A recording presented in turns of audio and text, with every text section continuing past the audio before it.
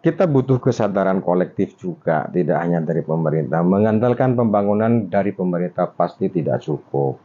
Artinya kami juga minta kepada kawan-kawan, para sahabat dan handai taulan di Madura, nah ikut, kalau tidak mau menyumbang, minimal bisa memelihara yang ada.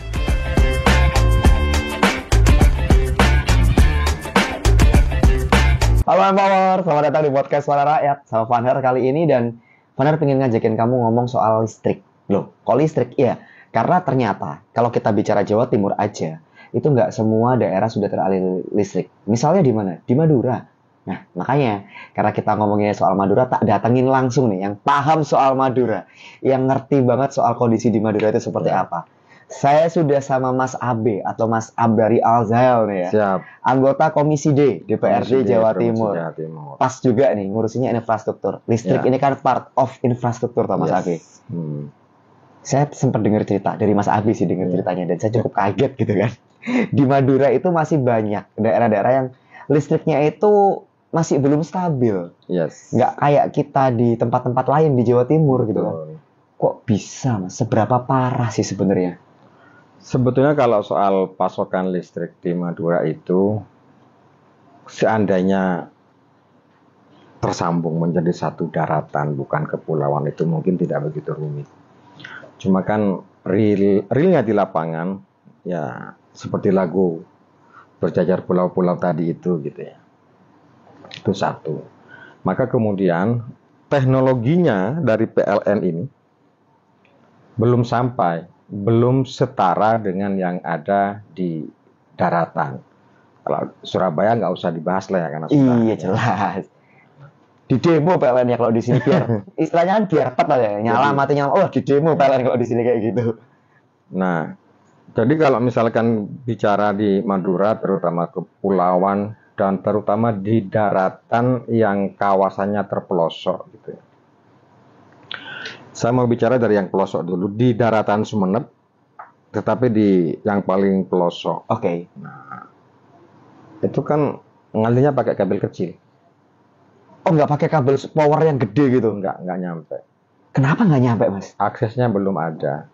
Astaga. Jadi PLN itu kan berpikir, kalau misalkan di ujung sono hanya ada satu rumah, PLN nggak mungkin bela-belain masang tiang, masang kabel besar itu supaya sampai ke ujung itu. Jadi apa yang terjadi kemudian? Jadi masyarakat itu dia menginfrakilometer di situ, kemudian pakai kabel kecil tuh.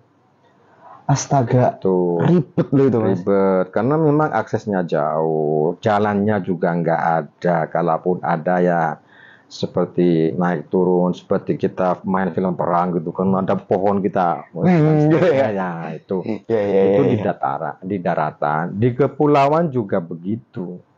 Jadi kami punya 9 kecamatan yang ada di kepulauan, yang terdiri atas kurang lebih sekitar 150-an desa. Itu ada di kepulauan. Banyak loh, 150 desa itu. Nah, jadi begitu. Listrik di sana kayak gimana, Mas? Cuman nyala berapa jam? Nah, dulu ada istilah listrik di kepulauan itu takut sama azan.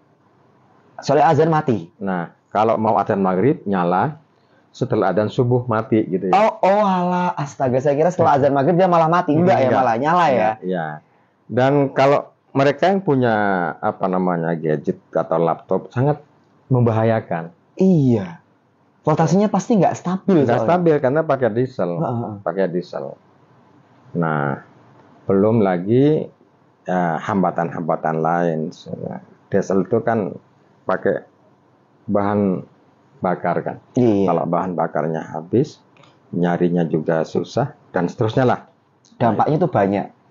Kapalnya telat, ngirim solarnya telat. Belum ada badai. Belum ada badai juga, ya kan? Akhirnya malah rumit kehidupan gitu kan. Kehidupannya. Tetapi Mas Vanhar, itu bagi saya itu bukan alasan. Melalui energi terbarukan ini, nah pemerintah, ayo inisiasi. Ini alamnya begini loh. Tetapi kemudian ini bukan alasan. Kalau kita buka, betapa Cina itu memindahkan sungai.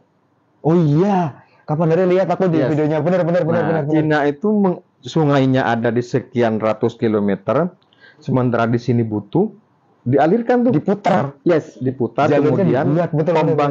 pembangkit listrik tenaga air.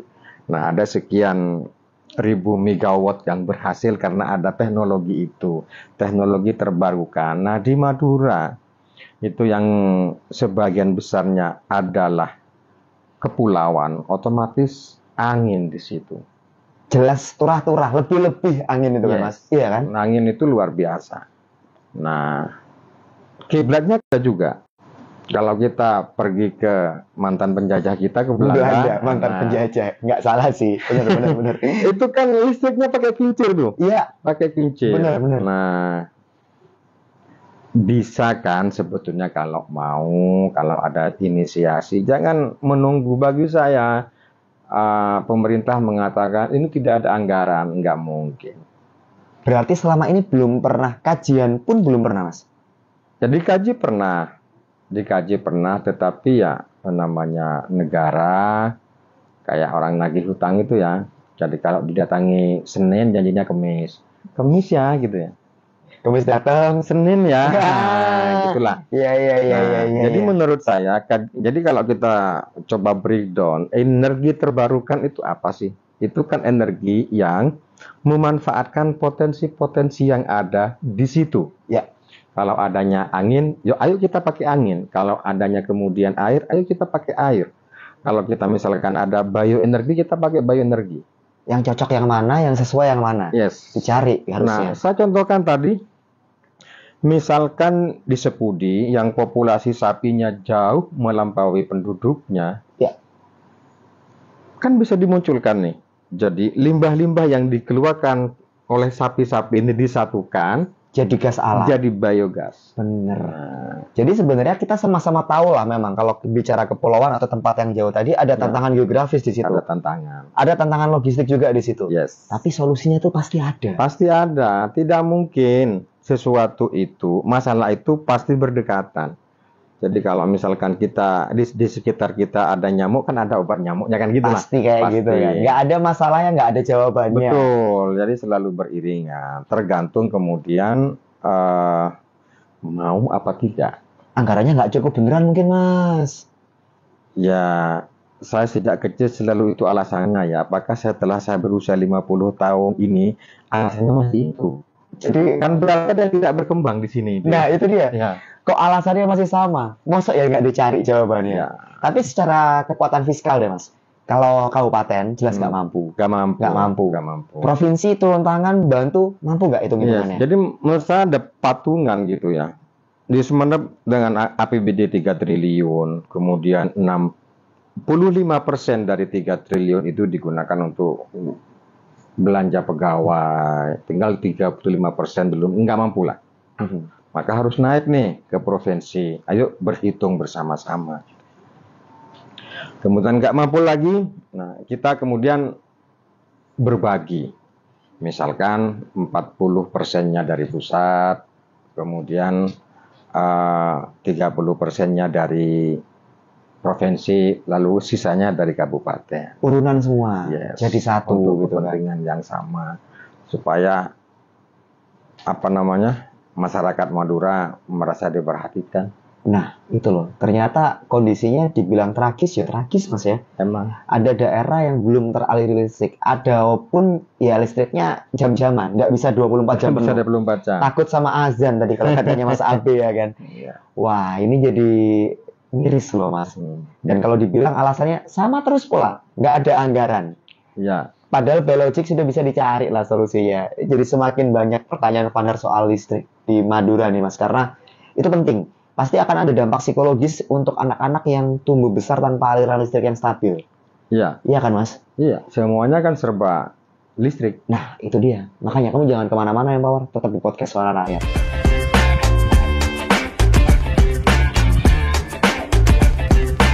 Lanjut lagi sama Vander dan Mas Abe ya, Power. Yes. Mas, tadi kan kita sempat singgung bahwa sebenarnya solusi anggarannya itu udah ada. Kalau alasannya nggak ada anggaran, nggak masuk gitu, Mas ya. Kayak nggak cocok gitu kan. Energi terbarukan. Ada tadi dibilang air sama angin. Ada nggak sih kajiannya sudah, Mas? Nah, itu yang mau saya katakan, Mas Fanhar.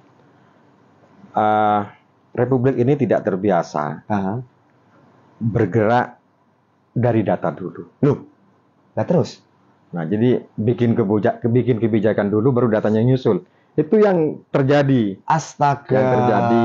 Nah, hari ini ya sekali lagi ayo kita berpikir diubah nih. Misalkan di berbagai tempat itu pasti ada potensi, ada air di situ. Coba lihat, Berantas itu kan dari dulu begitu-begitu. Ya. Bengawan Solo begitu-begitu. Gitu aja gitu kan. Nah, kita nggak nyadar ya. Tahun 1940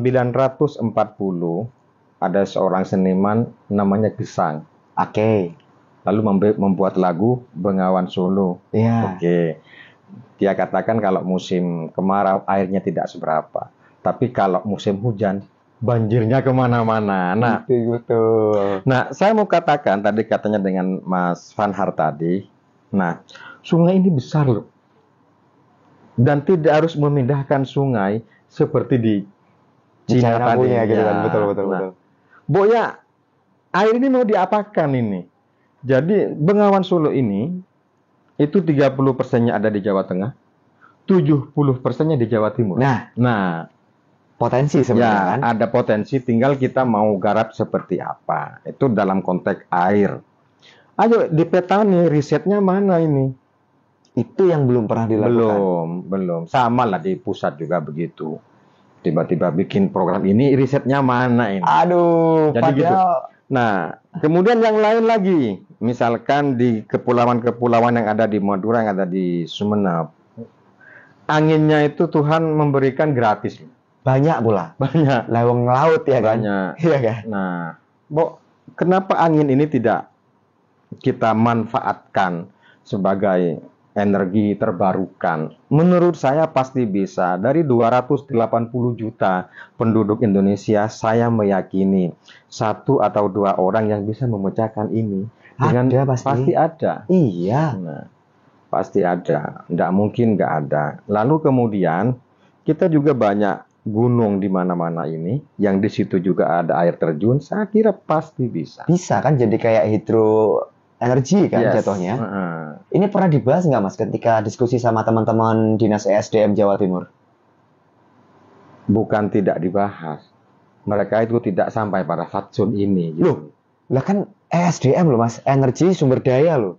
Nah makanya tadi saya bilang, jadi kebanyakan di Republik ini, programnya dari tahun ke tahun itu, inovasinya nyaris tidak terdengar. Jadi ibaratnya itu kan, yang mau dilakukan tahun depan itu ya nyaris copy paste gitu ya, pindah-pindah gitu ya. Padahal kan seharusnya kan ABK, anggaran berbasis kinerja gitu. Kalau tahun lalu kinerjanya sudah mengerjakan X, maka berikutnya kinerjanya sudah ke E ini. Harusnya seperti itu. Seperti itu. Bukan tetap di X karena IKI wis aman gitu kan. Yes. Jadi mainstream itu saya kira perlu diubah bersama-sama. Jadi potensi yang ada, yang diberikan oleh Tuhan itu sebetulnya sudah luar biasa. Tinggal kita mau memanfaatkan apa tidak. Nah, supaya kemudian masyarakat Indonesia, masyarakat Jawa Timur, dan masyarakat Madura khususnya itu, ya merelakan waktunya untuk di riset. Apa ini ya bisa. Berarti ini SDM-nya juga harus dibangun, Mas. Ya. Dan itu sudah dilakukan atau belum? Bangun SDM. Oke lah, kalau kita bersandar sama ke SDM tadi yang nggak jalan-jalan versinya Mas AB, ya udah kita geser ke pembangunan manusianya dulu deh. Ya. Mempersiapkan SDM-SDM yang bisa memecahkan masalah itu. Itu yang sudah atau belum? Atau jangan-jangan belum juga, Mas? Menurut saya nggak dilaksanakan secara bersamaan gitu ya. Jadi kalau misalkan ada sumber alam, ada sumber daya manusia, dibangun secara bersama-sama supaya tidak saling menunggu. Oh, nggak bisa kita pilih salah satu nggak ya? Bisa. Ya kan siapa tahu karena alasannya anggarannya nggak ono, iki sik dulu, manusianya dulu. Ini nggak bisa ya kayak gitu ya? Jadi sumber daya manusianya ini punya gagasan apa? Oke. untuk memajukan masyarakat Jawa Timur. Dan saya sangat tidak suka kemudian ketika ada pihak tertentu yang mengatakan ketika laporan ke gubernur sudah baik, itu ternyata. Nah, menurut saya kan nggak seperti itu. Loh, teknologi sekarang ada loh. Jadi kaitannya dengan alam ini. Jadi sekarang ada teknologi untuk mengecek hutan. Hutan ini sekarang itu pohon-pohonnya yang mati di mana? Itu bisa dilihat. Ya kan karena memang sudah eranya Ya, kan, Mas. kemudian Betul. yang kedua, ketika nelayan itu mau menangkap ikan, itu di tepi pantai sudah ada ikan, sekarang ada di mana? Jadi begitu nelayan itu sudah melaut ke tumpukan ikan. Nggak bingung lagi. Iya. Masa segitu aja bisa, yang lain nggak bisa, nggak mungkin. Kalau mau menurut saya gitu ya, kaitannya dengan energi terbarukan. Kena pasal kalau mau ini loh, Mas. Ya.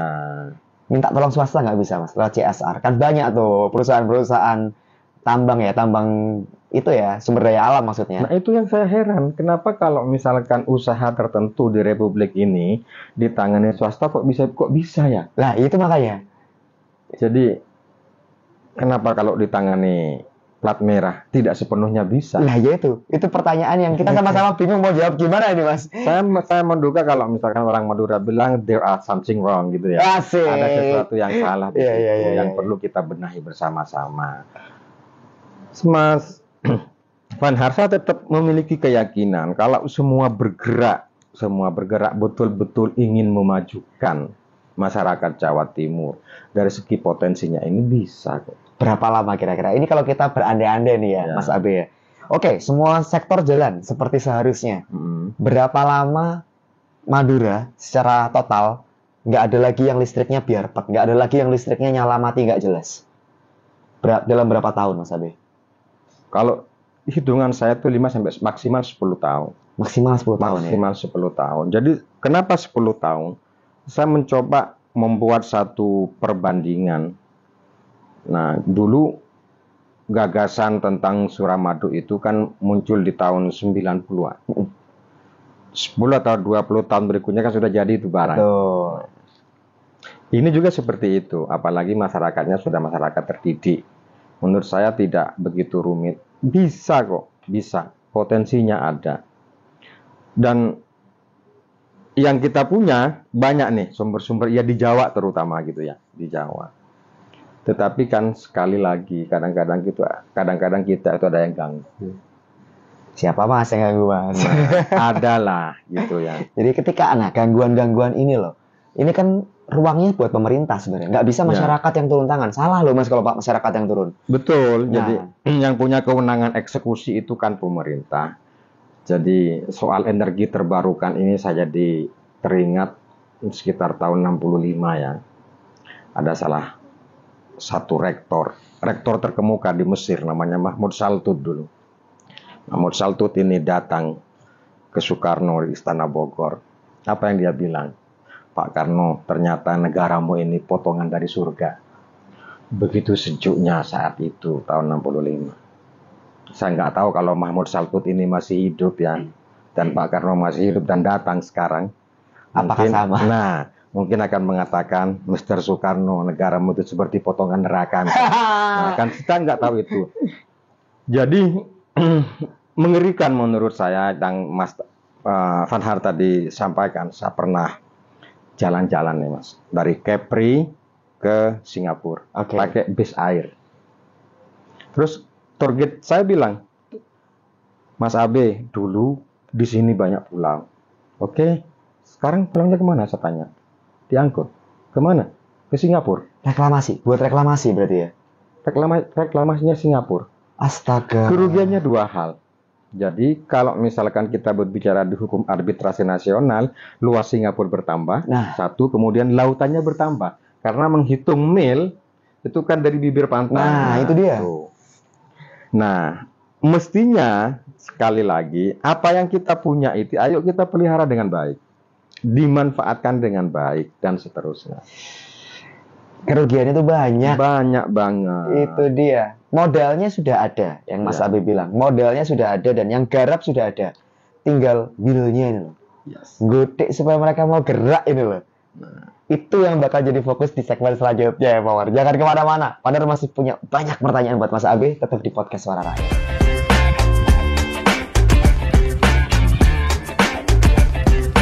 Lanjut lagi ya, Mawar, di podcast Suara Rakyat sama Vander dan Mas Abe. Mas, tadi kan kita sudah bicara banyak soal potensinya itu ada. Ya. Harusnya peluangnya juga terbuka. Yes. Berarti bisa dong pulau-pulau kecil, kalau kita ngomong kepulauan lah ya, yang listriknya minim banget gitu kan. Mereka punya pembangkit listrik sendiri. Mungkin nggak, Mas? Oke, kalau misalkan punya listrik sendiri secara bersamaan, mungkin agak butuh waktu yang lama. Tetapi kita ambil pilot project, pulau-pulau yang besar lah. Misalkan kalau di kami itu ada 8 pulau besar. Satu misalkan Pulau Kangean. Kangen. Ya, Pulau Kangean ini dihuni lebih dari 100.000 jiwa. Banyak loh itu, Mas. Banyak. 100.000. Yes, 2 kecamatan di sini. Iya. Nah, kita ambil di sini, dibuat apa ya? Jadi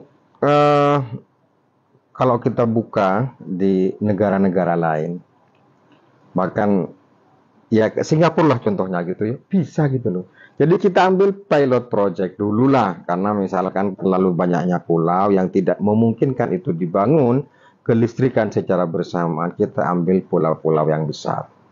Yang besar itu misalkan Spudi ini 2 kecamatan. Kemudian Pulau Kangean 2 kecamatan juga. Kemudian Masa Lembu, kemudian Sapeken, kemudian Sapancung. Ini pulau yang gede-gede. Kita ambil yang gede-gede aja lah Kita ya. ambil yang gede-gede. Dan ditarget pulau yang gede-gede itu, kalau misalkan kalau tahun ini bangun 5, kita agak rangel. Apot, Mas. Apot. Ya, anggarannya nggak cukup nanti. Ya, Keluar lagi nah. nanti kalimatnya. Jadi makanya tadi saya estimasinya 5 atau sampai 10 tahun kemudian selesai ini barang. Tahun ini pure betul soal kelistrikan dibangun di Pulau Sepudi sampai tuntas. Satu Yes. gitu ya. Nah, itu jadi kan masyarakat enak. Di sana kan masyarakatnya selain mengembala sapi kan juga pelaut. Jadi kalau mereka punya cold storage kan butuh energi ini. Iya, listriknya dari mana, Mas? Yes. Itu kan nyalain freezer ya kan, Ya, gampangannya kan itu freezer Pak gede rumah kan. gede ini gitu Iya. ya. Listriknya dari mana, Mas, Yes. kalau nggak ada? Nah, Iya. mulai dari situ, terus ini sudah tuntas dan segala macam tuntas. Ini kan soal apa namanya? Karena yang kabel-kabel ini kan nggak nyampe ke pulau, nggak nyampe kan? Kabel-kabel yang ada di sini nggak nyampe. Nggak nyampe. Betul. Mau sampai kapan generator yang dihadirkan itu generator yang seperti itu?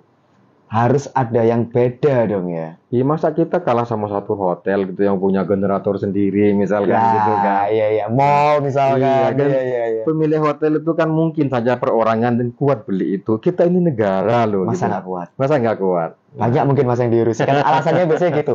Anggaran tidak cukup karena banyak yang diurusin gitu. Jadi terlepas dari Madura juga, yang lain-lain juga begitu.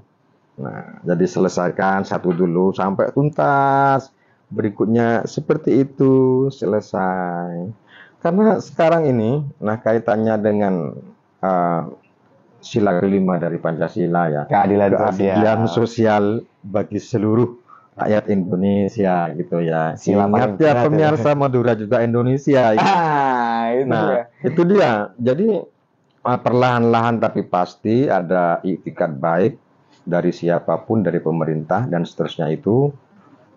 Ada yang seperti ini dan seterusnya. Tapi di pulau lain saya lihat terjadi bisa kok.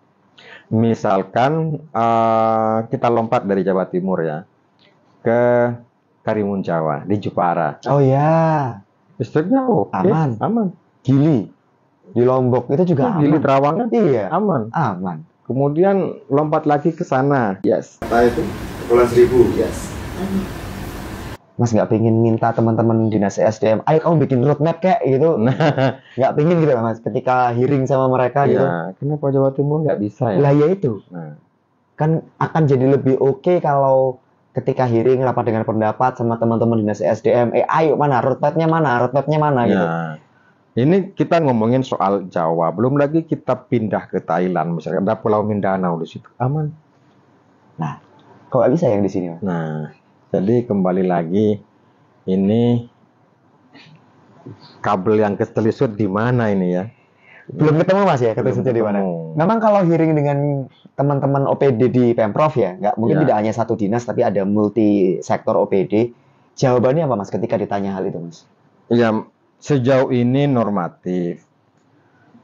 Jadi anggota DPR itu kan politisi. Asik, ya ya ya. Kemudian di Pemprov itu tampuk pemimpinnya juga Politisi. jabatan politik. Ya kadang-kadang sih ada bangun ini kan ada yang mesen gitu ya. Makanya kembali ke soal tadi itu, ayo petakan potensi di setiap daerah ini apa, lalu potensi yang berkaitan dengan energi, dengan kelistrikan itu di kabupaten mana, dan seterusnya, sehingga cara membangunnya sesuai. Jangan sampai daerah yang anginnya gak ada dipasangi tenaga angin. Betul. Nggak masuk. Kan pernah terjadi itu dulu tapi ya. Di Madura Mas? Bukan? Di Madura. Astaga. Madura itu Gimana terjadi. Ini daerah pegunungan. Lalu kelompok masyarakatnya itu mengajukan perahu. Kok iso? Nah, dan perahunya datang. Dipakai buat apa Mas? Nah itu mungkin dia teringat apa ini jelmaan dari perahu Nabi Nuh, saya nggak tahu gitu ya. Nah ini yang mau saya katakan Mas, lemahnya rekrutmen data itu seperti apa? Masa ada perahu di tengah gunung? Lah ya itu. Mungkin. ACC bola datang nggak perahunya? Astaga. Lah ya itu contoh, tapi dulu nih ya. Itu dulu ya. Nah, ya berpuluh-puluh tahun lalu. Enggak, jangan-jangan. Enggak juga nih, jangan-jangan. Jadi kembali ke soal tadi itu kaitannya dengan keadilan publik. Ayolah, ini kita mau 80 tahun merdeka sebentar lagi ini ya. Nah, jangan sampai ada warga Indonesia sejak merdeka sampai kemudian dia tutup usia tidak menikmati lampu misalkan. Iya, banyak saya rasa sih Mas. Udah banyak sih yang kayak gitu. Solusi yang paling bisa dilakukan dengan cepat Mas, itu dari sisi legislatif melakukan apa Mas? Supaya ya itu tadi sudah mulai terang-terang ini daerah-daerah, habis gelap beneran terbit terang ya Mas. Nggak habis gelap, gelap lagi, gelap terus gitu. Gimana Mas? Dari sisi parlemen, jadi kami bersama teman-teman, karena kami itu kan berasal dari daerah pemilihan yang berbeda. Saya terutama dari Dapil 14 Madura. Problem Madura ini ya, termasuk problem soal kelistrikan tadi itu. Nah, ini tidak dibangun karena ini. Tolong dipikirkan, diagendakan supaya di tahun-tahun berikutnya ini bisa terkonfirmasi dengan baik. Begitu juga dapil-dapil yang lain karena tuntutannya kan beda-beda. Nah, kami hanya bisa sebatas itu karena kewenangan kami adalah kewenangan legislatif, sementara hak atau kewenangan untuk mengeksekusi ada pada mereka. Oke. Nah, tetapi sekali lagi, nggak tahu mungkin karena anginnya terlalu banter ya. Jadi usulan-usulan yang kami bawa berdasarkan fakta real, berdasarkan hasil reses yang kami bawa dari dapil kami, kok tidak sampai ke sana ya? Kebablasan mungkin Mas. Ya kan? Ngirimnya itu kebablasan, akhirnya nggak nyampe. Wah, jadi ini masalahnya kompleks ya Mas. Usulannya sudah ada, tapi kewenangan teman-teman di legislatif juga tidak sepowerful itu. Ya.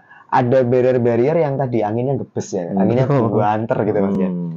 Harapan dari Mas Abe deh, kalau boleh berharap Mas ya, kalau boleh bermimpi. Di Madura listriknya seperti apa? Kami itu memiliki keinginan supaya ya apapun lah ya, tidak hanya listrik. Jadi kami yang memiliki daerah yang di dalamnya ada pulau-pulau kecil yang banyak itu, pelan tapi pasti, tidak hanya listrik tadi, tetapi soal infrastruktur lainnya, kalau tidak bisa sepenuhnya seperti di daratan, minimal separuhnya. Separuhnya aja udah alhamdulillah gitu. Alhamdulillah banget sudah. Ini berarti ini sepintas seperti apa Mas ya? Pesimis loh Mas, tone-nya. Karena saking susahnya mungkin kali Mas ya. Ya, tetapi kemudian saya bisa menangkap Mas Vanhar. Kenapa kepulauan itu agak susah, agak lambat? Karena menghitungnya beda. Gitu Mas. Jadi kalau misalkan ngangkut barang dari Surabaya ke Lamongan kan sudah bisa dihitung. Iya. Tetapi ngangkut barang dari Surabaya ke kepulauan kami itu Nah, itu agak susah ya agak hitungannya. susah hitungannya. Tapi bukan berarti harus diabaikan dong, Mas. Yes. Susah, ya wajar. Namanya juga Indonesia negara kepulauan loh. Negara kepulauan. Iya kan, harusnya ya itu tantangan yang perlu dipecahkan, perlu dicarikan solusinya dong, Mas Abe. Harus ada solusi memang, nggak bisa dibiarkan begini. Nanti kalau misalkan rakyat Madura ingin merdeka, ya apa itu? Aduh, jangan sampai dong. Karena bagaimanapun kan saudara, Mas. Ya. Saudara sebangsa setanah air yang kita perlu jadi satu supaya Indonesia emas terwujud, toh, Mas. Terakhir nih Mas Abe, mimpi Mas Abe sudah, harapan Mas Abe sudah. Sekarang Mas Abe sendiri nggak mampu. Ya. Perlu support juga dari sesama warga Madura nih, Mas. Monggo Mas Abe. Ya, jadi kita butuh kesadaran kolektif juga, tidak hanya dari pemerintah. Mengandalkan pembangunan dari pemerintah pasti tidak cukup. Artinya kami juga minta kepada kawan-kawan, para sahabat dan handai taulan di Madura, nah ikut, kalau tidak mau menyumbang, minimal bisa memelihara yang ada. Kan itu. Nah, mainstream itu harus diubah. Kalau dulu itu ada warga pinjam mobil plat merah, rusak saya kan? Ya. Oh, ini punya pemerintah kok. Tapi kan itu punya kita juga di Openi. Kan begitu judulnya. Dulu itu pernah terjadi sih. Jadi aspal jalan itu Dicongkel. dicongkel. Hah? Dicongkel, kebutuhannya itu kemudian dicampur dengan minyak tanah, kan jadi hitam tuh. Aha. Lalu dibuat cat untuk kayu-kayu yang putih jadi hitam, kelihatan tua gitu ya. Oke. Nah, itu kan tidak ngopeni juga menurut Oke. saya. Jadi kita adil itu tidak hanya dari pemerintah ke bawah, tetapi dari kita juga kepada apa yang ada yang menjadi milik negara ini, kita juga harus adil memperlakukannya. Nah, itu dia tuh, Empower. Semuanya harus sama, effortnya harus sama, Yes. kolektif, kolegial lah ya. Yes. Kalau di Dewan kan gitu bahasanya, Mas ya. Pemerintahnya jalan, tapi masyarakatnya juga nggak boleh diem aja. Dan diem aja juga salah, nggak bantu juga salah, dan ngeriwui juga nggak boleh. Ya. Gitu kan. Kayak tadi dicongkel-congkel, jangan lah. Karena gimana-gimana butuh effort bersama. Dan makanya kamu wajib buat share episode ini kemana-mana, Empower. Supaya makin banyak yang tahu, supaya makin banyak yang bantu Mas Abe sama teman-teman anggota DPRD Blok M, istilahnya ya bener ya, yang sama-sama dari Madura untuk bisa membangun Madura supaya jadi lebih hebat lagi. Terima kasih Mas Abe. Oke, makasih. Ini Mas. insight Fanhar. yang benar-benar bikin Fanhar kaget karena ternyata di Madura banyak masih yang tidak teraliri listrik. Banyak. Yang bikin kaget banget adalah masalahnya masih sama ternyata Mas. Masih sama. Jawabannya yang Mas Abe dari kecil katanya sampai umur 50 jawabannya masih sama Mas Masih ya. sama. Nggak ada anggaran. Kamu wajib share, jangan lupa juga like sama subscribe supaya kamu dapat update podcast Suara Rakyat selanjutnya. Fanhar pamit, Empower. Mas Abe juga pamit. Oke, Terima kasih sekali lagi. Terima kasih. Have a good day, Empower. See you. Bye-bye.